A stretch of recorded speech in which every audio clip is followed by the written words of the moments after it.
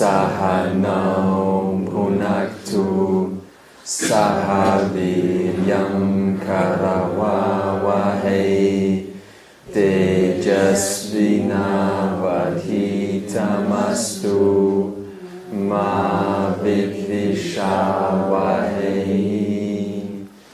Om Shanti Shanti Shanti. Ask yourself, how does this teaching apply to my life? Because sometimes we will say certain things and then there's a tendency to say, well, how is this relevant to me? So I do not know that. Only you can say that to yourself by asking, in what way can I apply this to help me in my life, to cause a transformation? Okay? So just keep this in mind. Otherwise, the teaching ends up being intellectual, more knowledge, more wisdom. Okay, so that's your job. Okay. Last week, we were talking about categorizing Chapter 6, Dhyana Yoga, into two parts for general purposes, being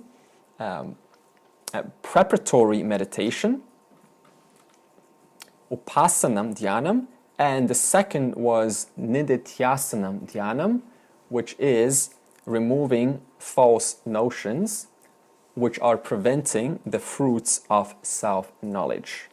Okay, so this means that despite having gained self-knowledge and still failing to fully fructify those benefits in one's life, then one asks themselves, what is the problem? The answer to that is certain patterns, that is childhood emotional issues, are coloring in the wisdom of Vedanta, and by the virtue of that, one does have the knowledge of Atma and Anatma, that is Tattva Viveka, and yet by living this knowledge, one still does not have the benefit, which is freedom, fearlessness, no problem, no worries, absolute trust, no need to be concerned about the future. So all of these are the benefits when nididhyasana dhyanam is fully applied properly. Okay? So the question is, why are we here? The answer is to take what we know, that is self-knowledge, and to apply a certain practice, meditation, which we will talk about, and by doing so, the benefit will be whereby the self-knowledge fructifies in our life and there is a genuine life transformation, because without a life transformation, no matter what we do is useless. Okay, we can all agree with that. So we're after a life transformation and not just listening to intellectual wisdom and being smart. We're not interested in that. So right now I'm going to complete last one, which is what? Upasana Dhyanam, remember? I'm going to now complete preparatory meditation. And then I'm going to go into nididhyasana Dhyanam. What is the problem which meditation solves? The problem which meditation solves is it converts self-knowledge into actuality.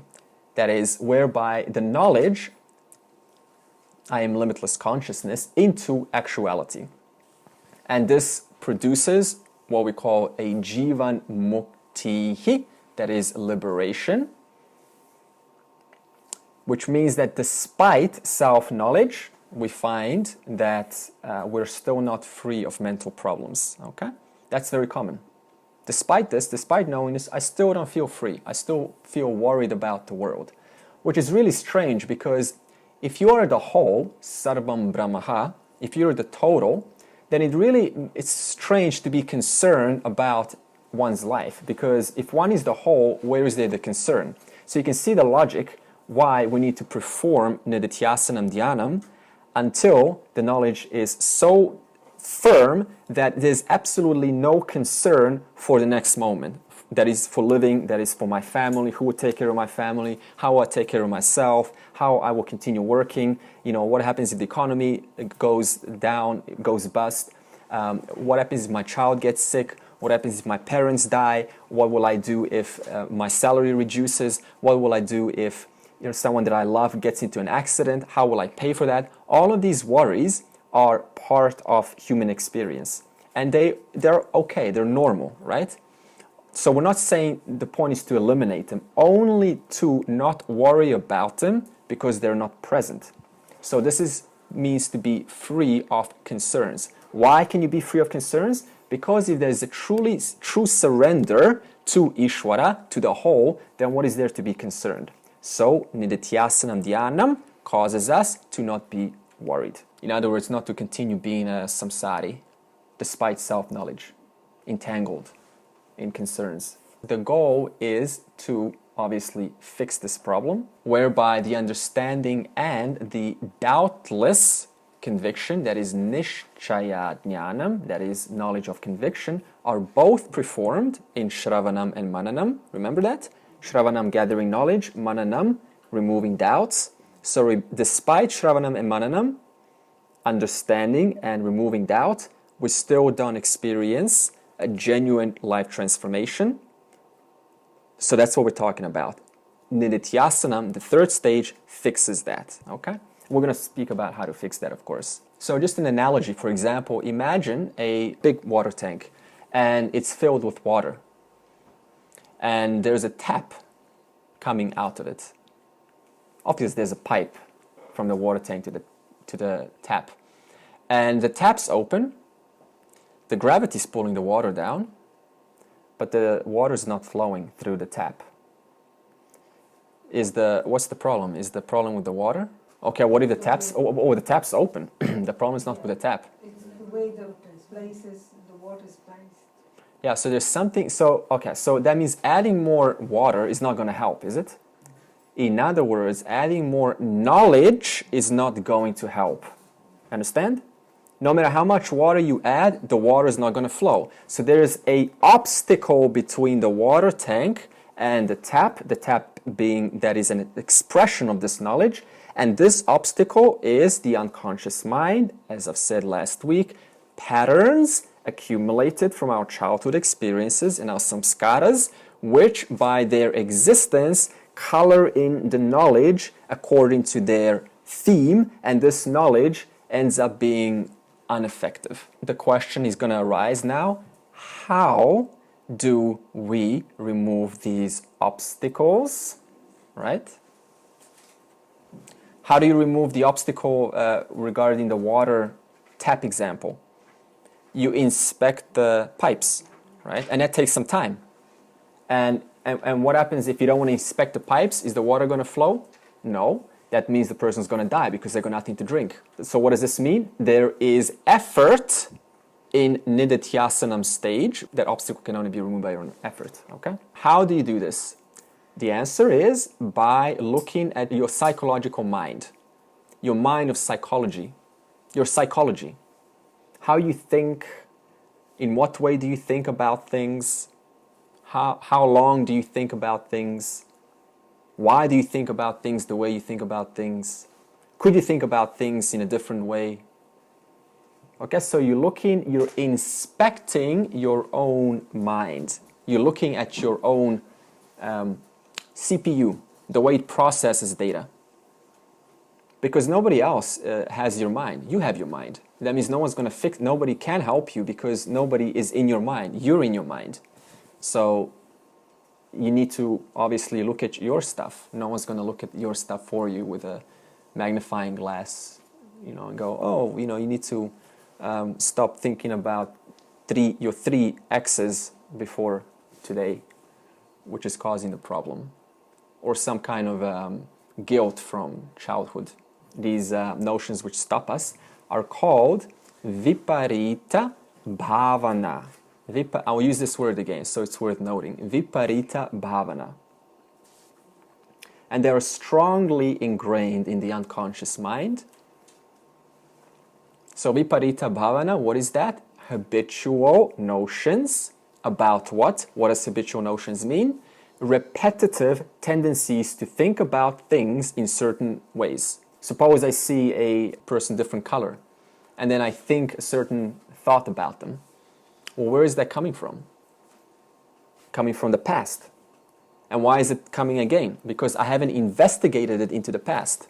So this means the habitual viparita bhavana will continue unless we inspect the behavior through which we are operating. This is your work. So this means that not only do we have one viparita bhavana, for example, that person, whoever it is, but we have viparita bhavanas for so many things. The way we speak, how much we're willing to listen, what should we hear to keep paying attention. If I don't hear something, then my interest is lost. If I do hear something, then my interest is fully alert.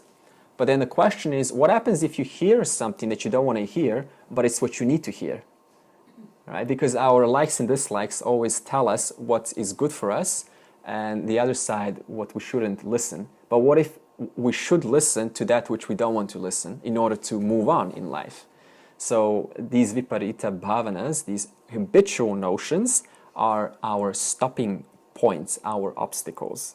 Okay? So obviously you know where this is going. We're going to talk about removing these obstacles. One of them is, I am this body, mind, intellect, the strongest one actually, as Ramana so succinctly put.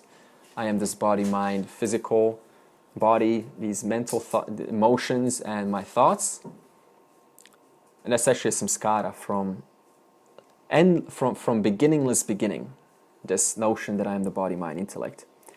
And yet the truth is, you are awareness of the conditions of the body, mind, intellect.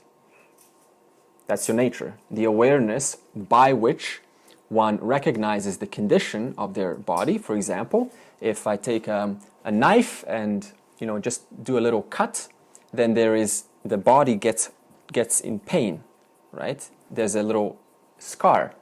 But by awareness, that is who I am, the awareness is aware of the condition of what? Of the body. But then we say, I am cut. Well, you're not cut, your body's cut. Or similarly with an emotion, we have a certain emotional situation about someone or something, right? An argument happens maybe, right? A little tension happens with someone close to you. And this tension is occurring in the subtle body, the mind, intellect. And by your presence, your awareness, you're able to report this presence of tension in the body, and yet in the subtle body, and yet we mistakenly say, I am feeling, awkward. I am feeling sick. I am feeling, not well. Well, you're not feeling. It's got nothing to do with you. That's all happening in the subtle body. So these are the kind of viparita bhavanas that are lifelong and also beginningless beginning long. So we need to get rid of them, okay? So what I said is we need to get rid of these lifelong obstacles called viparita bhavana, by which prevent self-knowledge fructifying into a transformative experience whereby it's a living reality, okay? Just like if someone's in traffic and stopping you from going somewhere and they're going really slow. So we can say that's an obstacle. So that means that obstacle is preventing you from getting to where you want to be. So how do you, in this normal situation, how do you solve that? You maybe overtake them, right? But you did something by your own effort. You didn't just, you didn't just say, oh, I'll just wait, I'll just trust it's going to handle by itself. You did something. So what do? You removed viparita bhavana, obstacle, by your own effort. Same thing with our unconscious mind. The solution is remove viparita bhavana, and this process of removing obstacles is called nididhyasana dhyanam, which now takes us to number 2. Okay, so you know where we are now? We're now finished with upasana dhyanam, preparation. I spoke about this last week. I now finished number 1, upasana dhyanam. Now I am going to number 2, The second type of meditation, nididhyasana dhyanam. Nididhyasana dhyanam has two exercises which we need to apply. The first one is alert living. Alert living. What does alert living mean?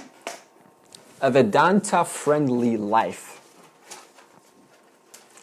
You're either, okay, what does this mean? Vedanta-friendly life. Well, you can either be Vedanta unfriendly or you can be Vedanta friendly.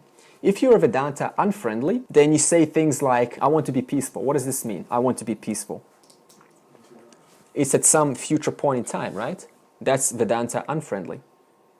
So why did I say alert living? How does this tie into I want to be peaceful? As soon as we say something, we catch ourselves. That's why we're alert. We're alert by our words because our words reveal what? What I say before? Viparita bhavana, habitual notions by which we can recognize through what we say in different situations. And why do we apply nididhyasana dhyanam, alert living? Because by being alert, we can capture these obstacles, like that car I told you, by which once we overcome, we solve a problem a little bit more. We solve the problem by which is preventing us from enjoying the fruits of self-knowledge. So, for example, getting back to peace, if I say I want to be peaceful, I ask the question, what is incorrect with this statement according to Vedanta friendly living? The answer is, my nature right now is peaceful. So this means one catches themselves and they stop themselves and they go, wait a minute, is this really true? Is this Vedanta friendly? Is this what the scriptures are saying, that peace is found in the future? Or are the scriptures saying that I am peace? My intrinsic nature is peace. So by faith alone, I can take what the scriptures are saying and cancel out the statement which I said being peace I want to gain in the future. So this means, in summary, finding an opposing thought to what we say. If I say I want to be peaceful in the future, you find an opposing thought that cancels that thought out, and then you're able to move on to the second exercise, knowing that you've now undergoing alert living. And the second exercise is meditation. Okay, so where we are now is, I mentioned, two exercises, nididhyasana dhyanam. First one is alert living. Second, by alert living, I am able to apply meditation. The second exercise, what does meditation mean in one short line? I exclusively, please underline the word exclusively, spend time revising opinion about myself. Why did I say exclusively? Because if it's not exclusively, I promise you someone's going to be in your presence and they're going to take away your attention. So exclusively obviously means just you alone, no one else, no matter how close the person is to you. This is why we have in some cultures, India in particular, have just meditation, like Rani's beautiful room with paintings and drawings, incredible. And it's just devoted to meditation. And that's your time where you exclusively spend time talking about who you are and who you are not. Revising opinion about yourself. So, what is exercise number 2? Self-opinion revision. Okay? For example, going back to viparita bhavana, a statement could be, I am insecure, I am useless, I am totally dependent, I am incapable, I am unloved, unworthy, ugly, nobody loves me, mortal, any other ones? I'm worthless. Okay? So these are all genuine statements that come out in different situations. Sometimes we need to wait in life because if everything's okay with your life, they're hardly going to come out. But you just wait till things are not so well, then you see how these statements start to kind of, come in different ways. So how do we apply exercise number 2 to cancel these negative statements? For example, suppose you say, I am mortal. Okay, I am mortal. That means I'm going to die. That means there's fear of death. So how do you cancel this out? You say, for example, my body is mortal, but I am immortal. Like, who is mortal? Am I mortal, or is my body, mind, intellect mortal? Body, mind, intellect is mortal. But I, consciousness, am blessing the body, mind, intellect. So see what we just did? We took, by alert living, number 1, it caused us to stop ourselves and apply exercise number 2 and capture this negative statement and then find an opposing thought. And what you do this thought by thought. Please understand, this is very important. This is not a one-time job, okay? This is slow, thought by thought. So we need to be realistic. There is no such thing as one day, nothing's okay. Next day, everything's perfect. One of the techniques I use to try and achieve that is to separate the I from the me. And when I think of me, I think of the whole me, the body, the mind, and that's the me, which can have a past, potentially have a future. Yeah. Whereas when I think of the I, it's very much the present now, and it's the self, it's the awareness. And when you start to get confused about what you're saying, where the blockages are, to try and separate the I and the me and put it into place. Exactly, and that's part of self-opinion revision. That means you can even ask, what do I really mean when I say I? When I'm communicating with people, what do I mean when I say I? Okay, if you don't do this, then it can really easily slip. We can keep saying I, but then if we haven't inquired before, then that I keeps reinforcing who I am not, anatma. So this is why I say exclusive time revising opinion about yourself as a person. Okay, this is the way you get to know yourself. Another one is, I need an object to be happy. And how do you cancel this statement out? How do you turn it into a revision, correction? You say, I don't need the world. The world depends on me. Because without the world, then who is there to validate the joys and sorrows in objects? Unless there is a conscious entity, you. So in other words, you're using this to cancel out these viparita bhavanas. Is that clear? 2 exercises. Alert living. By the living of alertness, one's able to change their opinions about themselves. This is very important. Thought by thought. So is there any questions about that before we move on? I don't get that. So saying that I don't need the world, but I provide happiness to the world? No, I don't need objects in the world. When I say I don't need the world, I don't need worldly objects. I don't need worldly experiences for my happiness.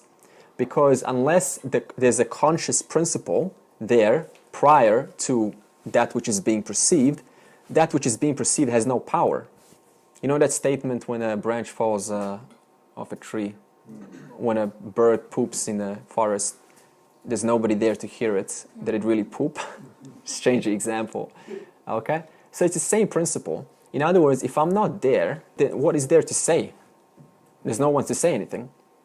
So this is what happens. We usually give importance to worldly objects, but we discard that principle because of which is able to validate the joys and sorrows in those objects. Is that clear?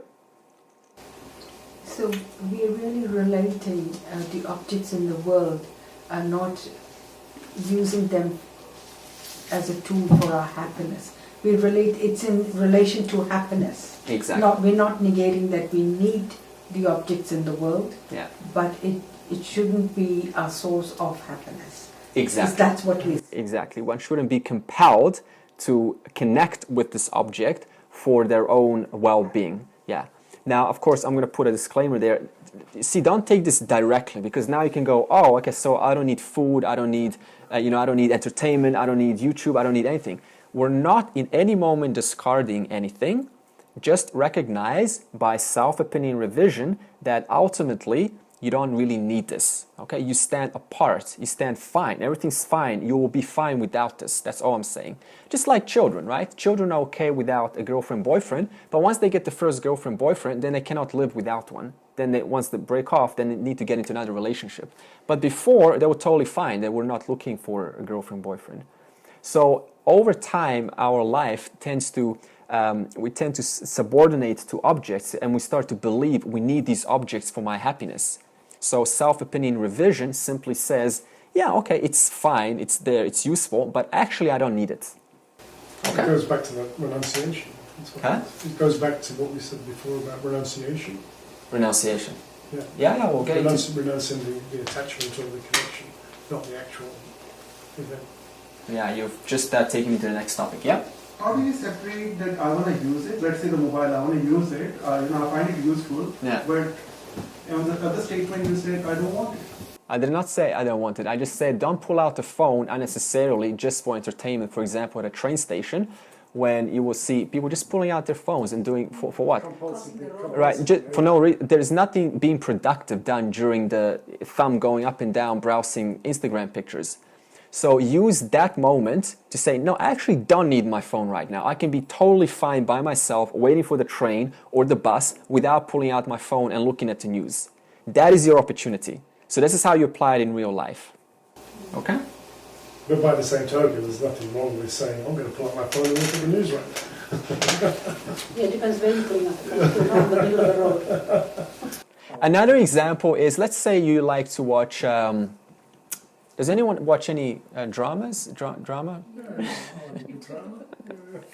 Okay, just say, you know, we can miss one session out.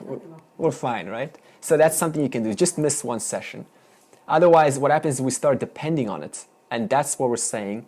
You know, if you start depending on it, then you're saying what? I depend on worldly objects. But how can Brahman, the whole, depend on objects?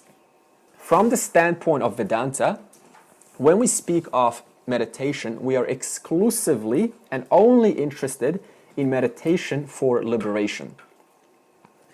What does this mean? Other shastras, for example, certain Puranas or yoga shastra, will speak about a meditation in different ways. For example, some Puranas will speak about gaining powers, mystical powers, or purifying the mind, or gaining miraculous, miraculous skills like reading minds, flying, levitating, being really smart. Okay, we're not interested in this because these are all limited in themselves. They all begin and they all end, and they all depend and they all build up who? They build up the body, mind, intellect. They have nothing to do with the self, with you. So our meditation is exclusively regarding liberation. So a Vedantic seeker, a Vedantic person who is into Vedanta is only interested in meditation for three things. And these three things are purifying the mind, obviously. No one can disagree with this. We all could use a little bit of purification of the mind, right? There's nothing to hide because we got these patterns, viparita bhavanas. The second is gathering the knowledge, that is gaining the knowledge, self-knowledge. And the third is assimilating this knowledge. In other words, turning this knowledge into a living reality. So it's not just intellectual. Oh, I know what Brahman is, I know what consciousness, I know what awareness is. I've heard all this before in the Upanishads, in the Bhagavad Gita. Yeah, it's all just nothing new. We're not interested in that. We're interested only in transforming it into an actual living experience. In the world, we have jnanis, that is wise people, who have no powers. In fact, jnanis are the most ordinary, sincere, genuine people that at least that I've ever met in my life. For example, Nima, I've never seen a more sincere person than Nima. Just an ordinary person. And I love that. Same with James. And we also have ajnanis, who are not wise, but have extraordinary powers. In other words, they're using these, sometimes they use these powers for material gain. Status, for appearing bigger in a society, for attracting an audience. All of these things we're not interested in, okay? So just to establish this, powers, a mature spiritual seeker is not interested in powers gained through, siddhis gained through meditation, because they only hinder one's spiritual progress. Okay, now the next topic we want to get into is 2 roles of meditation. The first one is before study of scripture called upasana. I'm just now revising, by the way, what we already learned. The first type is before study of scripture, and the second type is after study of scripture. Okay? So, once again, summary, there are two types of meditation. One is performed before the study of scripture, and one is performed after the study of scripture. The first one's called upasanam dhyanam, the second one's called nididhyasanam dhyanam.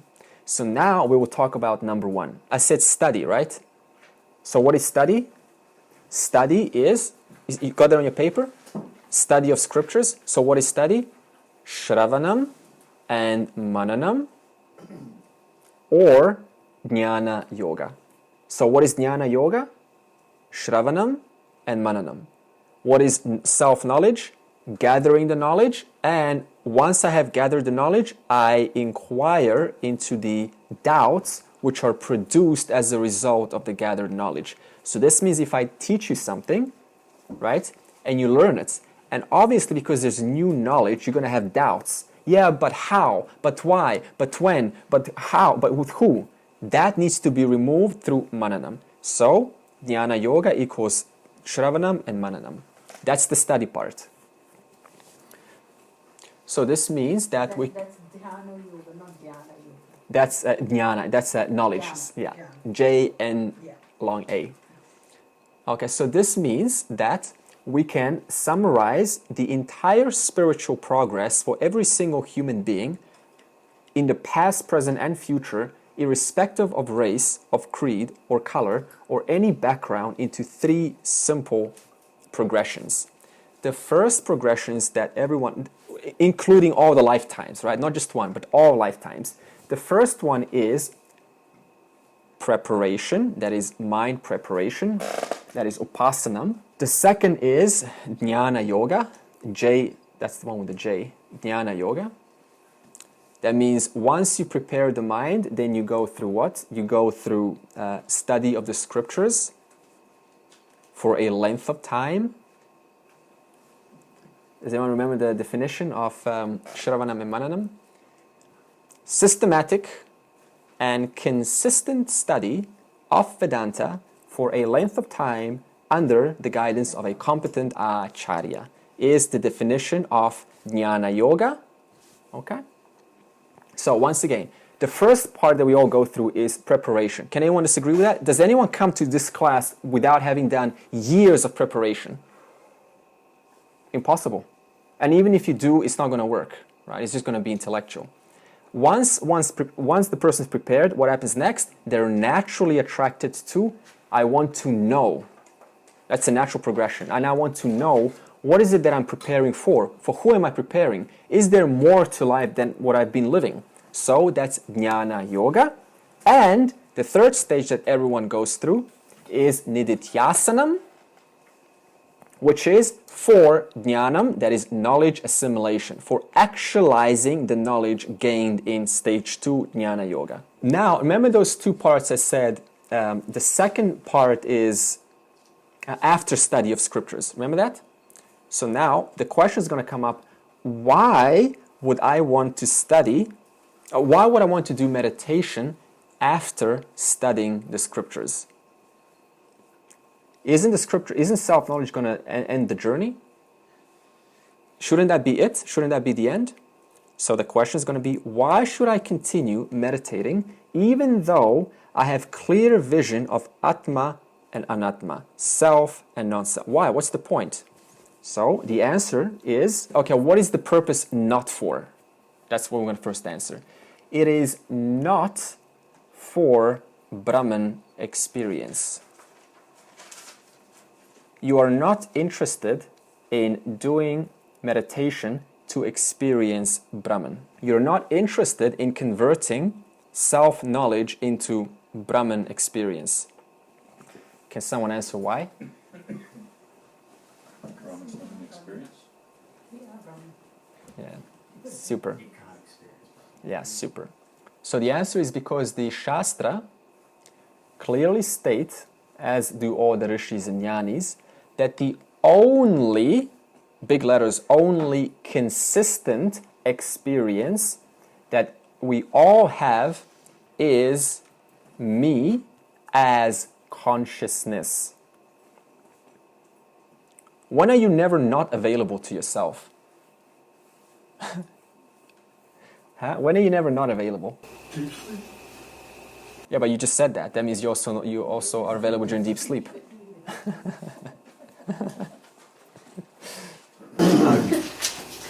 They often hear saying that you can get a glimpse of Brahman when you are meditating.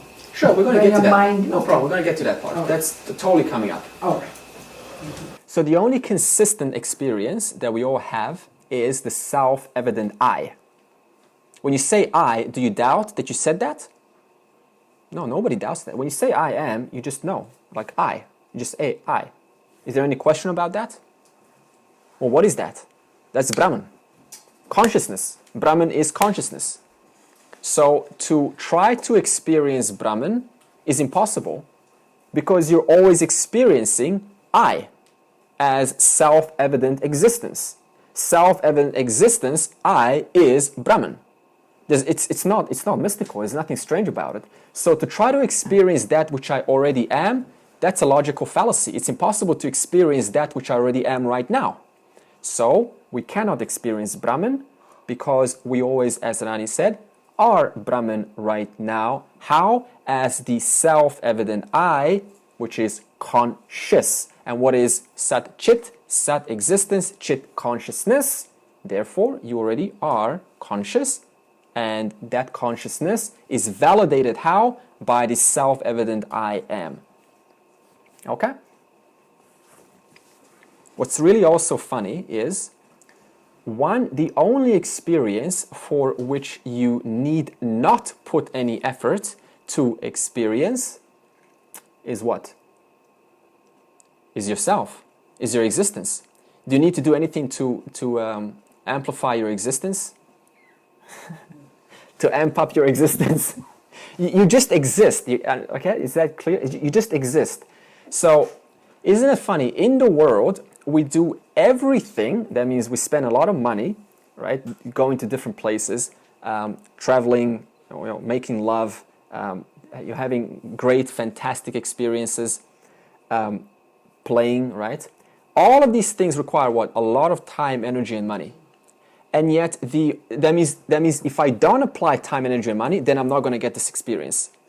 And yet, the greatest truth is that one who is in whose presence the game is present already.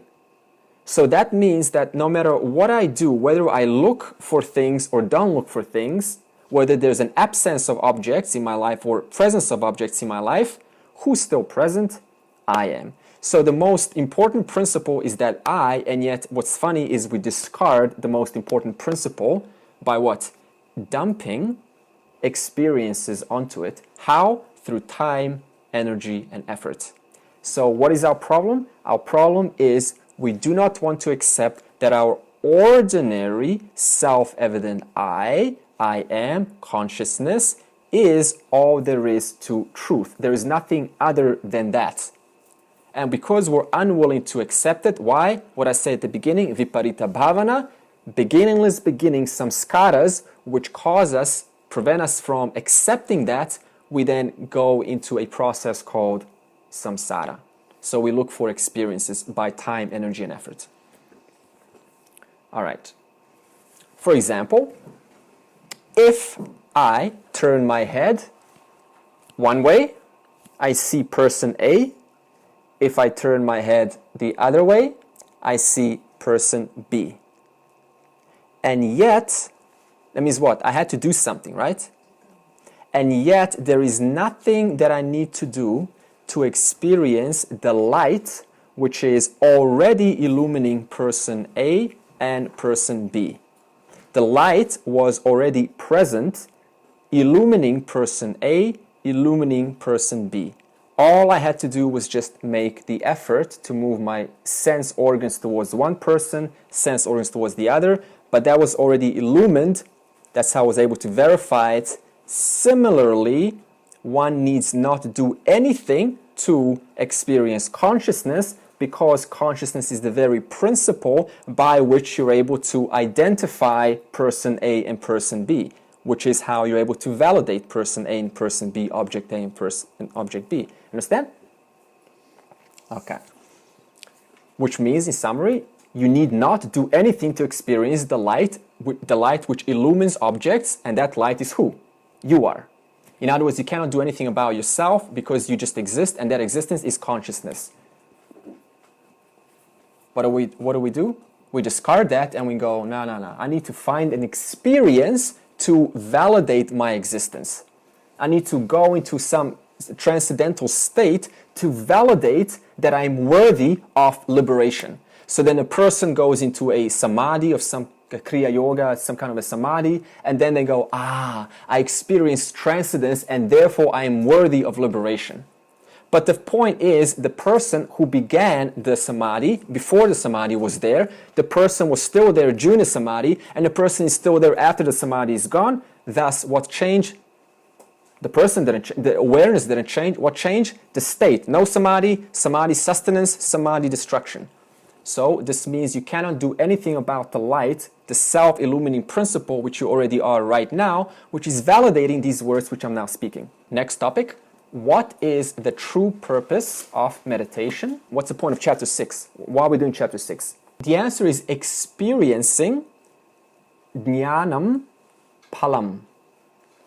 In other words, gaining the benefits of the fruits of self-knowledge. So what do I mean by this? If you learn something, okay, suppose how do you learn to drive a car? You first do shravanam, right? You gather knowledge. And then you remove your doubts, right? A little bit of driving around the roads. But then what happens? How do you gain that conviction? How do you get established as a driver? By practice. Huh? By practice. Yeah. Yeah, exactly, by practice. So that practice, which causes you not to have any big deal about you being a driver, is nididhyasana. So, and what happens when you're a good driver? You experience the fruits of your knowledge, which you learned earlier. And how does that happen? You experience the fruits as in going from place A to B, getting the work done, going to your job, making some money, coming back, doing your groceries, right? That's a fruit. In other words, similarly, Jnana Palam, this fruits of self-knowledge, is gained through nididhyasana. That's the true purpose of meditation. And what's the benefit of this nididhyasana? The benefit is shanti, fullness, freedom, fearlessness, completion, cheerfulness, despite external circumstances. Okay, so once again, I'm not saying that the person is going to have a smile all the time. That's unrealistic. We need to get just realistic, down to earth. We just mean that despite what happens, the person is not so much taken off course anymore, right? They're not so much disturbed by it. It's fine, like it's fine. It comes and goes. It's not going to last forever. Now, what happens if you fail to gain the knowledge? Remember what we said last week? Knowledge is like a mirror. Remember that? And so what's the only way you can look at your face clearly? With a mirror. So the mirror is self-knowledge. So what happens now, this situation, if the knowledge doesn't work? What I say, the only way to see yourself, to see the eye or your face, is through a mirror. But now I pose a question. What happens if self-knowledge doesn't work? Huh? That means, exactly, that means you need to go back and use the mirror all over again. Okay? One way could be to wipe off the dust of the mirror. The other way is to go and perform what's the first stage of meditation? Upasanam dhyanam. That is meditation before gaining knowledge. Because if I don't do that meditation, that upasanam, then the knowledge is going to be contaminated by what? Viparita bhavanas, and therefore it's not going to fructify. I know what you're asking now. What is upasanam dhyanam? Can you explain to me how? What's the logistics? We'll get into that. Okay? Okay, before beginning chapter 6, I'm going to give you a quick overview to continue the foundation before we get into the verses. The first part that Gita deals with is general preparation. Bahiranga sadhanam. Of course, you don't have to put the Sanskrit words down. General preparation. What is general preparation? Disciplines observed throughout the day by your engagements and interactions with the world. These disciplines are consistently observed and applied.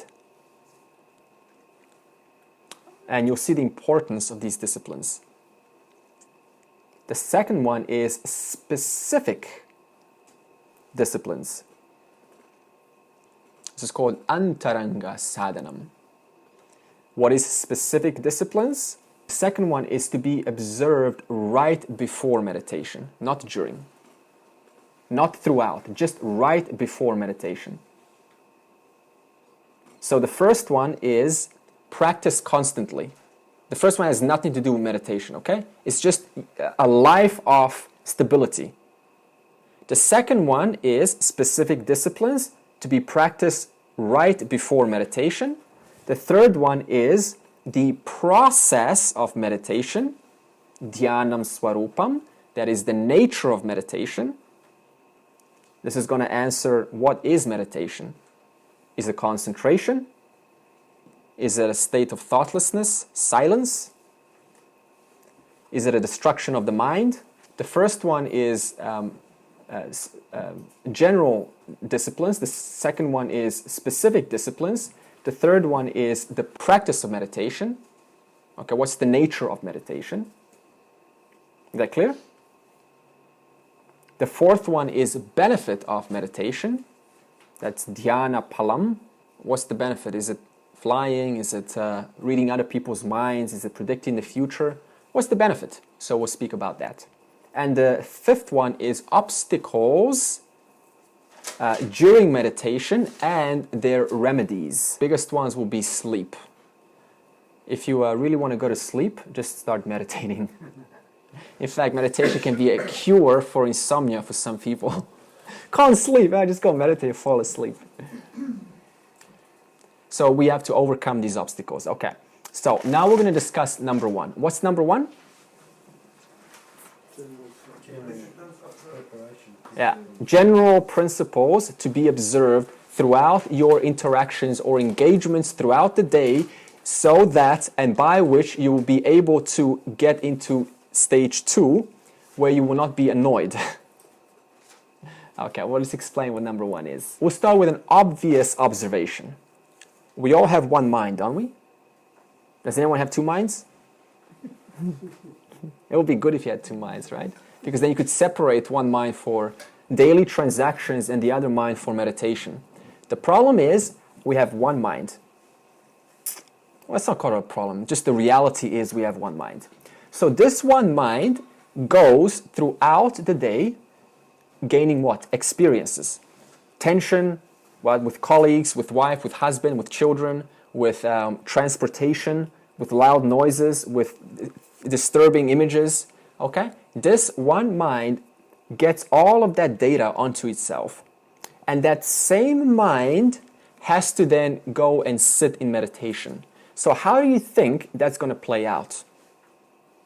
The way it's going to play out is the circumstances of the day are going to carry forward into meditation. Therefore, meditation will be impossible. It will be a struggle against the circumstances which have happened during the day. So now you can start to see what number one actually is. Disciplines by which the continuity of them, I will minimize the chance of that one mind taking the circumstances of the day and carrying them into the meditation. So we need to reduce that. Just for example, who watches tennis? Okay, Djokovic and Nadal, they like to play together. And one of them is going to lose, obviously, and the other one's going to win. So whatever happens, whoever wins and loses, they're going to go through what? An emotional up, a very high emotional moment. It doesn't really matter if you win or lose. You're still going through an emotional moment, are you? Yeah. Absolutely. So, do you think they're going to sleep well that day? No, because winning a match, right, for the finals or for the nation, it's a big deal. So it's going to have a big scar in the mind, and that scar then is going to carry forward, and it's not going to allow them to sleep, let alone meditate. So you can see. So what happens with a bunch of small, blocks of emotional disturbances throughout the day? They all add up, and then when you really want to, what did I say at the beginning? Exclusively sitting down and revising opinion about yourself. When you want to do that exclusively, it's not exclusive, is it? Because you're carrying all of this turmoil and emotional, these thunderstorms into that exclusivity. So it becomes a fight against worldly transactions. So now we need to find a way, how are we able to create a sustainable day which doesn't create these emotional thunderstorms during our exclusive self-opinion revision? The answer is maintain and keep the mind in what we call samatvam. Samatvam, what is samatvam? Samatvam is mental equipoise. Okay, so that means we're not talking about emotionless person, right? Person who doesn't now respond to emotions at all, because that's a wall, right? It's like if you want to talk to an emotionless person, just talk to a wall.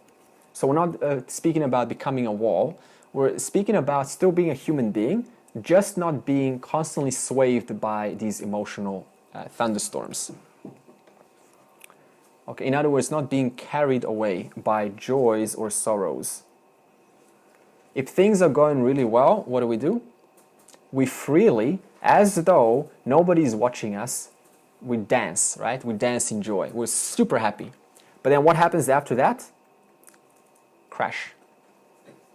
And this crash and this joy, which we allow to be carried away by, then ends up into our meditation. So samatvam is taking ownership of one's state throughout the day, not allowing to be carried away by high joys or lows or sorrows. Sorrows, for example, like some relationship problems or something. So samatvam is mental equipoise, remaining neutral to both profit and loss. I don't mean emotionless, I just mean not being carried away by it. Okay, and what is the means to samatvam? Because I spoke about samatvam, now you're going to say, what is samatvam? How do you practice samatvam? The answer is through karma yoga. So karma yoga is the means to samatvam. And what is karma yoga? The art of living a balanced life through which one does not go through extreme ups and downs. Karma yoga is general preparation for dhyana yoga. And what do we say number one is in Bhagavad Gita? General principles. So now we answered what number one is. What's number one?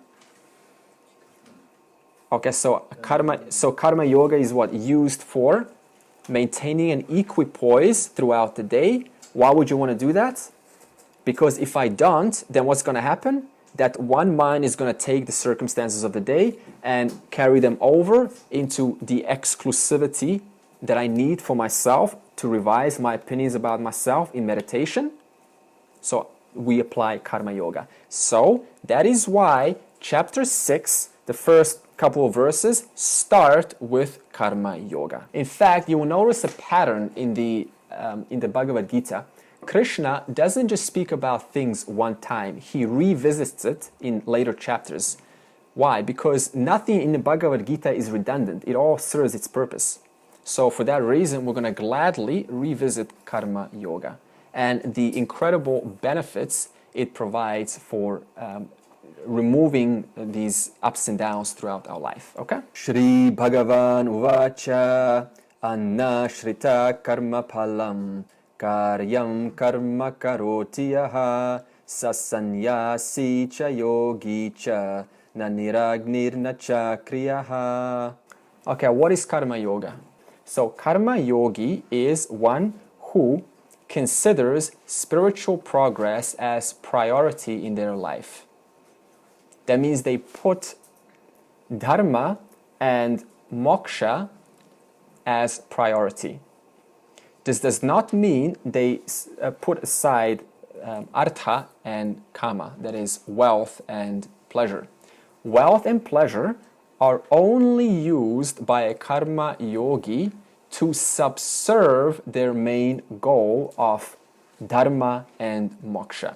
In fact, kama and artha only come as a natural byproduct as a result of following dharma and moksha. If you do something good for another person, right, what's going to happen? You're going to feel good, right? And what is that? That's kama. So it produces natural kama. So if you follow dharma, you will naturally experience kama most of the time. If you know who you are, then there's what? There's peace. There's shanti in life, which is kama. But what do we do in life? We pursue kama and artha without dharma and moksha. And what happens? Person gets into gray areas of business. You know, they do things that are illegal, false, damaging to the society. Why? Because there's no guiding principle of dharma. So a karma yogi is one whose sole interest in life is dharma, that is following what is right and preventing or avoiding what is not right, and moksha. Second question is, what kind of actions does a karma yogi undertake? Karyam karma karotiyaha. It's there. But the other word is nishkama karma. So the question was, what kind of actions does a karma yogi perform? The answer is Nishkama karma. What is Nishkama karma? Desireless actions, selfless actions, agenda-less actions. Actions which have no agenda to please me alone. Such actions can only then mean that those actions which are under the category of Nishkama karma not only benefit the person, but also benefit others, right? Because it's not about me, it's about the total. And why does a karma yogi think like this? Because a karma yogi knows that the person who is doing the action is not apart from the total. Therefore, if I hurt the total, I am hurting myself because I am part of the total. If not physically, then psychologically as a form of guilt, shame, or embarrassment. So what Krishna is doing is he's glorifying karma yoga, okay? You'll see now why. But he's saying that karma yoga is also a karma yogi is also a true sannyasi. And what is a sannyasi? One who is a renunciate. It doesn't say a renunciate of what, but just one who has renounced. So what has a karma yogi renounced? Because a karma yogi is what? A grihastha ashrama, a householder. So what has a householder renounced? Desires. Exactly. Right? Because you ask, well, wait a minute, what is it? We haven't renounced anything. We're still, in the world, we're still, with children, still family, still business. What have I renounced? I have renounced my concern for the future. And that's as good as saying desires, because what is a desire? To get something, and what is that? Future. So a karma yogi has renounced their desires and also understands that the field is providing the results. That means the field is giving me by their causes and effects whatever I get. So for that reason, the karma yogi does not mind whether it's the action is successful or it's a loss, whether there's a gain or a loss. Why? Because a karma yogi knows there are far too many circumstances in the world to control. And it's unrealistic for me to expect that by putting out an action, I'm going to get exactly what I want. Because there's too many people involved, the weather changes, the moods change, right? You just never know. So for that reason, the karma yogi is able to renounce desires of expectations of how things are to work out. For that reason, we can call a karma yogi a sannyasi, because he or she has given up the expectation of wanting things to turn out according to what I believe should happen. In other words, a karma yogi accepts both.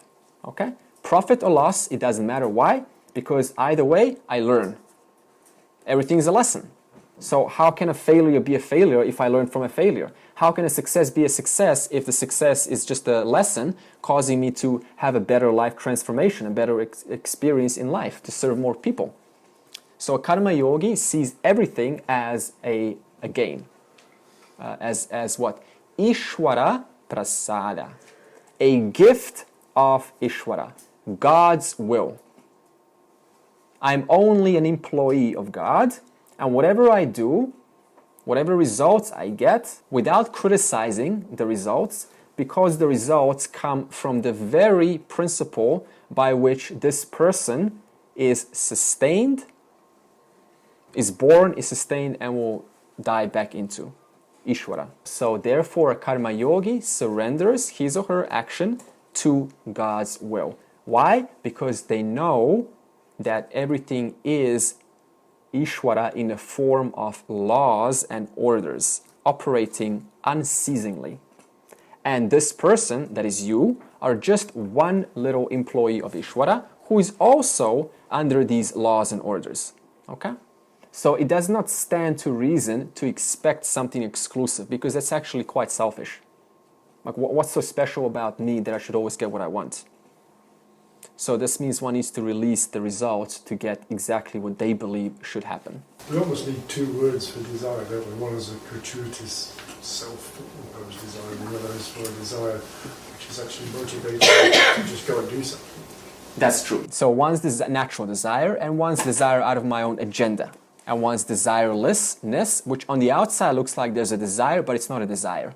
It's just an innocent, like a child. Like child has no agenda. A child just naturally kisses mommy, or mommy kisses child. They don't have an agenda. They just do it innocently. So a karma yogi can also be considered a meditator. Why? Why can a karma yogi be considered a meditator? Think about, okay, what is a meditator? What's a traditional meditator? Someone who applies their attention. Attention, focus. And where is a karma yogi's attention? On what? God. Ishwara. So, a karma yogi is also a true meditator. Why? Because in meditation, where's your focus? In one single point of focus, one subject matter. And what's this one subject matter of a karma yogi? Ishwara. Therefore, a karma yogi is not only a sannyasi, but is also a true meditator. So once the karma yogi plans, okay, what does plan mean? It means when you do something, you do what? You first plan what you're going to do, right? You don't just do it. That's impulsive. Once the karma yogi plans, then what happens? He or she puts the actions into the field, and once those actions are put, then the karma yogi releases the need for those actions to turn out in a certain way. So that's what a karma yogi is. So however they turn out, either way, it's a lesson unto me, which I can be grateful for. Krishna is also saying that a karma yogi is better than a sannyasi. Here's the problem with sannyasi, okay? Not all of them. Suppose a person puts on ochre, the yellow-orange robes, and they sit down. Sometimes what happens is the person starts to think, how many disciples am I going to get? Right? When I'm going to start my ashram? That's a possibility, because now the person's free to think whatever they want. There's no worldly attendance to attend to. So now the mind starts to imagine different things. Whereas for a karma yogi, a householder who has life of responsibility, who is working, who is engaged in genuine worldly matters, is what? Focused where? Ishwara, plus is doing what has to be done to attend one's duties. And where is the space for that to be thinking about my own agenda? When all that a person, a karma yogi, thinks about is how the whole field is ishwara, the results are ishwara, the giver of the actions is ishwara, the responders are ishwara, everything's ishwara, and plus is constantly doing the best they can. Therefore, they are also a sannyasi. And what is a sannyasi?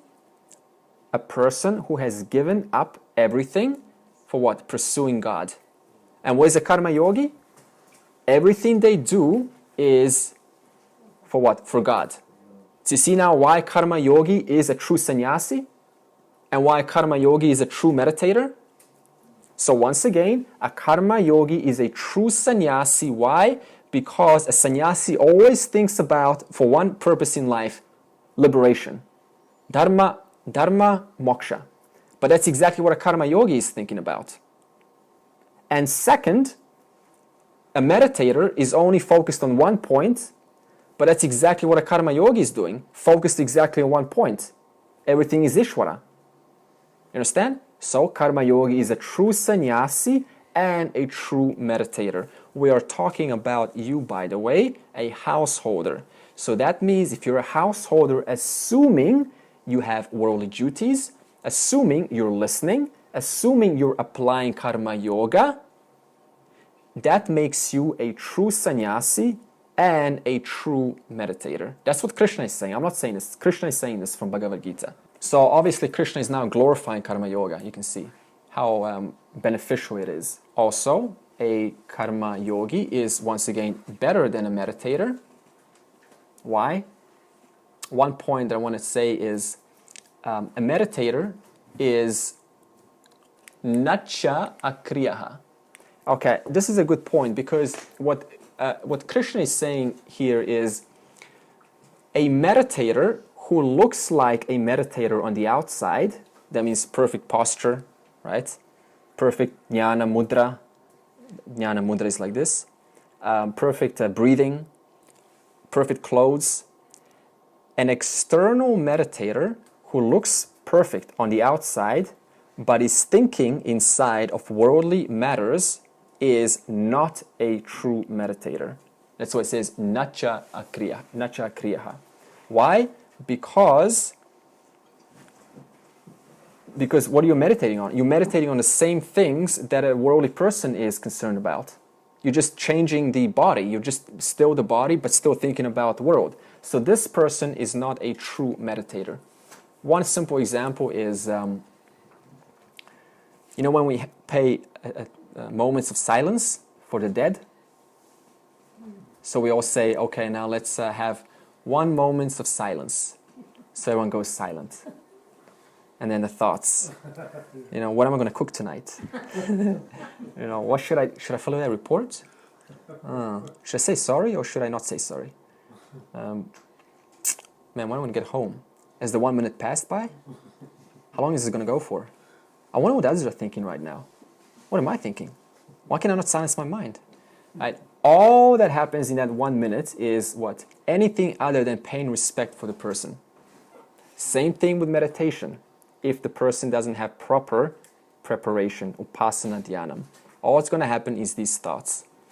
Whereas to a karma yogi, as I said, who is always engaged, busy with the worldly activities, looking at everything as ishwara prasada, everything is God, the mind is always occupied with what? Worldly duties and seeing everything as ishwara. Thus, the mind cannot sway into different thoughts. Therefore, a karma yogi is a true sannyasi and a true meditator. Yam sannyasamiti prahuhu yogam tam vidhi pandava nahya sannyasta sankalpaha yogi bhavati kashchana. So the previous verse, verse 1, Krishna spoke about karma yogi being a real sannyasi and not the one with an ochre robe. In verse 2, Krishna is now going to justify, in other words, give you reasons why the statement is justified, that a karma yogi is actually a true sannyasi and not an ochre robed person. Krishna says that external renunciation can't be considered as true renunciation. Why cannot external renunciation be considered true renunciation? The answer is self-knowledge has nothing to do with the body. That means it doesn't matter what you know, it doesn't change how you dress. That means you can know something, but you can still dress totally differently to what you know. So putting on an orange robe does not say anything about what? The sannyasi's mind intellect. So self-knowledge has nothing to do with the body and everything to do with the mind intellect. For that reason, we cannot say the true sannyasi is one who is living a life of simplicity with an orange ochre robe. Okay? Because the self-knowledge is in the mind intellect and has nothing to do with how they dress. That's actually very good. There's an aha moment there where renunciation is all about the subtle body, not the gross body. Exactly, totally true. It doesn't matter what the aesthetics are irrelevant. Does that apply for things like monk's food? We call monk's food, where they think of chicken and actually have mock chicken, and fish, mock fish, all made of gluten. Yeah. And they serve this kind of food in a Buddhist monk temple and all And that's that how stuff. external. So, I mean, the thought is actually meat, fish, and things. So what have you given up? You really haven't given up in thoughts, have you? No, So is that similar what you're it's saying? just trickery. Because the thought is always there, Yeah, that I'm eating meat, yeah. but I'm actually consuming Mock meat. mock meat. What's the difference? The thought is I'm eating meat. Yeah, well that's the Camouflage. yeah, but they have to renounce the idea because they're still their focus is still on their desires. It's like a So they're not vegetarian free of the sausage. desires. Yes, still today Buddhist food, monk food is that's the Yeah. way they serve the food. Yeah, it doesn't matter if they're not eating physically. The fact that they're just entertaining the thought still means I am bounded. I am still, bonded by that thought. So this has to be released. So that's not still true living of renunciation. Because I'm still bounded to what? My own desires. Never mind how I'm dressed. Okay. The main sannyasa. Now we're going to speak about what is the main sannyasa. Okay, what is renunciation? The main renunciation is, in other words, to be worthy of being called a renunciate, one has to renounce concerns of the mind. Concerns of the mind. In other words, things which disturb the mind. And what's the main thing concerning the mind? Future-based thinking. What will I do in the future? This problem is doubled if you're married, because now not only are you married, worried about yourself, but you're also worried about the other person. What will I do if they die? What would they do if I die? What will my children do? To whom will the house go if both of us die? What happens if they go into an accident? What happens if I go into an accident? How is the government going to give this money to them? Do I have a will? Do they have a will? Right? So the problems are doubled if you're married. So this means you have to manage that. Okay? Either way, the main thing that has to be renounced is concerns of the mind, meaning future-based thinking. This constantly haunts the person. And why? Why do we have to renounce this? Because future-based thinking prevents self-knowledge.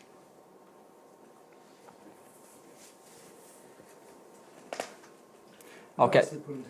Wait. So this future-based thinking, which I'm talking about, this constantly worried about the future, is called sankalpa. This is an important word. S-A-N-K-A-L-P-A. Sankalpa. Future-based thinking, constantly anxious about what's going to happen tomorrow, constantly planning just in case things fall apart, never free in the moment, always thinking about the future. So if sankalpa is not managed, then self-knowledge is not possible. Why? Because the mind will not have quality time to exclusively spend time revising self-opinion about itself. You understand? You need quality time to think, who am I? To contemplate. You need quality. You need to have uninterrupted time. But if I'm constantly thinking about, oh no, is my wife getting, impatient because I'm in this meditation room for too long? Or is my husband, when they're going to come back? Are they okay? They're 5 minutes late. I can't meditate anymore, right? So see how it causes these problems, and we cannot properly perform our sadhana. But shouldn't we qualify whether that's coming from thought or intellect? Because as a designer, you've got to try to use your imagination to envisage what you're actually putting together for something that's going to be produced in the future as an intellectual exercise as part of what you do, which is a different kind of thinking coming from the intellect. Good. Okay, you nailed another point, which I was going to get to. Yeah, you're already reading ahead. Okay. There's a difference between, by the way, now that Martin's mentioned it, difference between worrying and planning.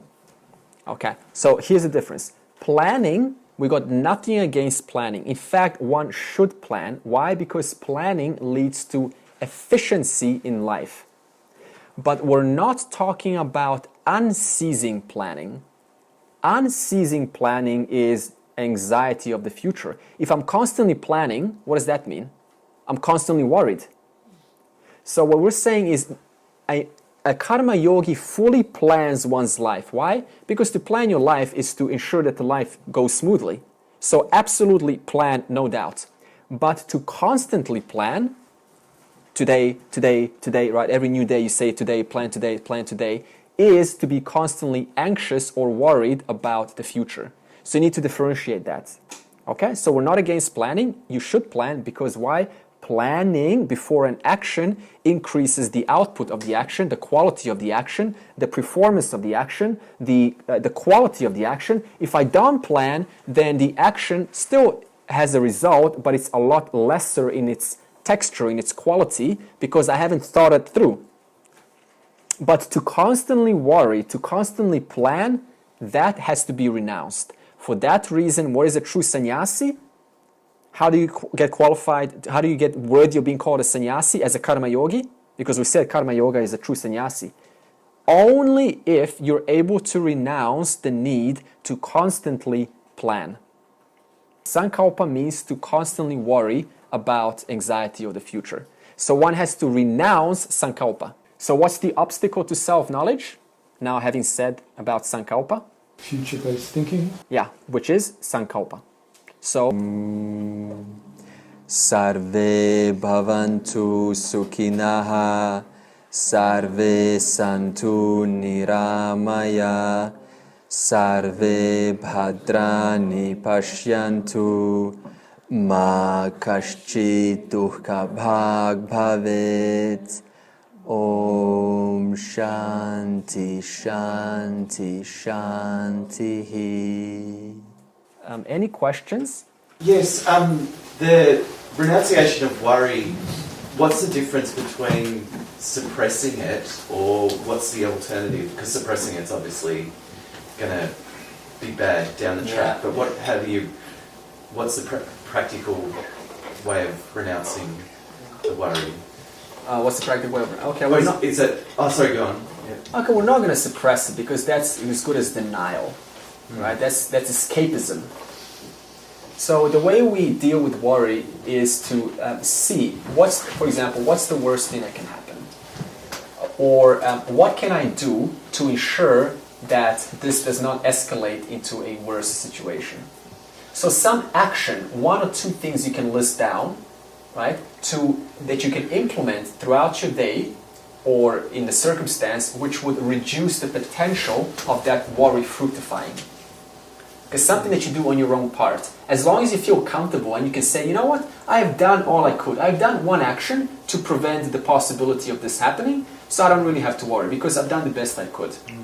Right? The other reason to renounce worry is by understanding that none of this is yours. You're not the author of this creation. Ishwara is in the form of laws and orders. Therefore, whatever happens has nothing to do with you. everything is operated by the needs of the total. So if one can come to the understanding that how ishwara operates is not by satisfying your worries or giving you worries, but it has to operate to serve everyone, because to ishwara, even mosquito is equal to a saint. In other words, if a mosquito needs to drink someone's blood to survive, the mosquito will bite a saint and will give the saint malaria. The saint will probably die, but the mosquito at least lived. So ishwara is completely impersonal. So by this understanding, you can start to see that there is no point worrying, because what is going to happen will happen anyway, and you really have not much control other than to do the best you can in the moment. One thing I was thinking to add to that, because Oh, I've yeah, very transparent, separating reality. I'm satisfied with Andre's answer. But just That's generally, fine. mental Yes. projection is there what I'm If you're satisfied, that's good. Andre, I know the saying that he says whatever will happen, will happen. Yeah. But surely the power of prayer and everything, we can reduce Good. the degree of that. Good, good. Whatever the degree of negativity or whatever, Excellent. we can reduce it. Yeah, excellent. And it has happened in many, many times in our own, sure, all our lives. Yeah, you know, we have in India like yajna, different kind of yajnas, rituals, which by their performance, they will influence variables in the field, which would be in the favor of the prayer of the yajna, the prayer of the ritual.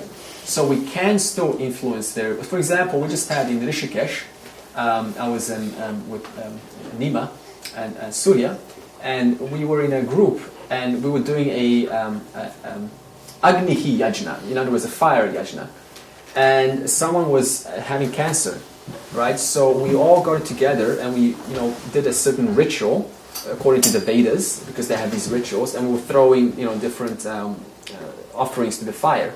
And the point of this was to influence the variable so that this person can, have a better operation. So what does this mean? For example, influencing the doctor to make sure the doctor is sharper, right? So before the yajna, the doctor could be a little bit dull. After the yajna, the variables get influenced, where the doctor is a little bit sharper. So it hasn't really influenced the field, it's just influenced very isolated areas. So how does a prayer work? It influences different variables which do not impede or infringe upon others' free wills, but it impacts very small isolated areas which are able then to perform in accordance with the prayer.